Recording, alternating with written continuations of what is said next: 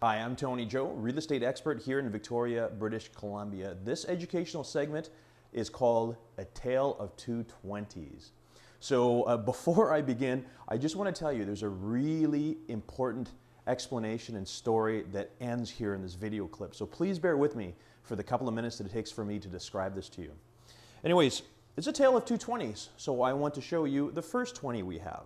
It's a $20 bill. We see this every day. This one here is a little tired. As you can see here, it's being torn. The edges are a little ratty. I don't know if you can tell, but it's dirty as well too. It looks like it's been through a number of people's pockets over the years. It's had its time around the block. Here is another $20 bill. This one is a little different. And again, I think you can probably tell here on the clip that this one is quite clean. It's not brand new. It hasn't come right off the press, but you can see it's had very little usage. It's very, very crisp, very tidy. It's almost been pressed, actually. It looks fantastic. So my question to you is, if you were able to choose a $20 bill and both of them were sitting right in front of you, which one would you choose? I'm going to give you a moment just to think about that. They both have the same value. They are both $20 bills.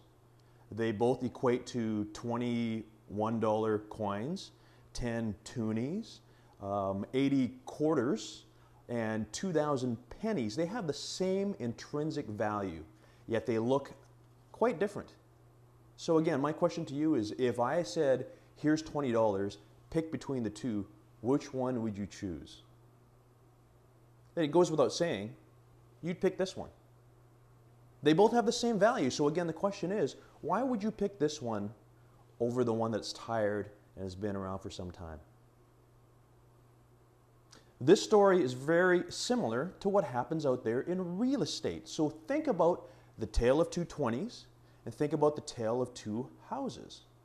So if you were looking at a house, if you were a buyer, you're out there in the marketplace, you had your choice, and there were two houses that were the same value. Let's say they were both $400,000.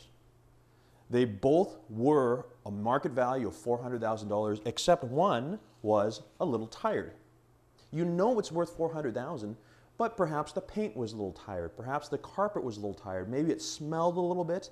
Perhaps it had a lot of usage and it was worn down. Yet there's another house on the same neighborhood, in the same block, that is $400,000, but impeccably kept. So as a buyer, which of the two would you choose? And again, the same story would be true, the tidy one. Now, why do I tell you this story? I tell you this because we bump into property owners on a regular basis who have one of these houses and they're trying to compete with one of these houses. Now, they don't seem to understand what I just went through with you, which is you're a buyer, you've got a choice, which one would you choose? Because what a seller needs to do if they have a house like this is they need to invest time and effort to get the house up to this condition. And you know, it will take money, it will take effort. There's a good possibility that their $400,000 house may cost another $5,000 or $10,000 just to get to this point. But the moral of the story here is you cannot expect, as a homeowner and as a seller, to get the same dollars on this house for this house. Anyways, I hope my little tale of two 20s was helpful for you. Just think about this again. If you have one of these houses, you've got to make sure that you're very competitive out there in the marketplace, regardless of the marketplace. It means spending the money to get the property to an excellent condition, and it may even mean spending more money to get there, or possibly being willing to take a little bit less than $20. You may choose to price it at a point that is more attractive, something like $17 or $18. So again, if you had the choice between these two 20s, except this one here you could get for $18, then that's a whole other argument altogether. Again, my name's Tony Joe. Thanks very much for tuning in. We've developed a number of educational clips here on our YouTube channel. Please visit anytime, and if you have any questions, feel free to give me a call or get in touch.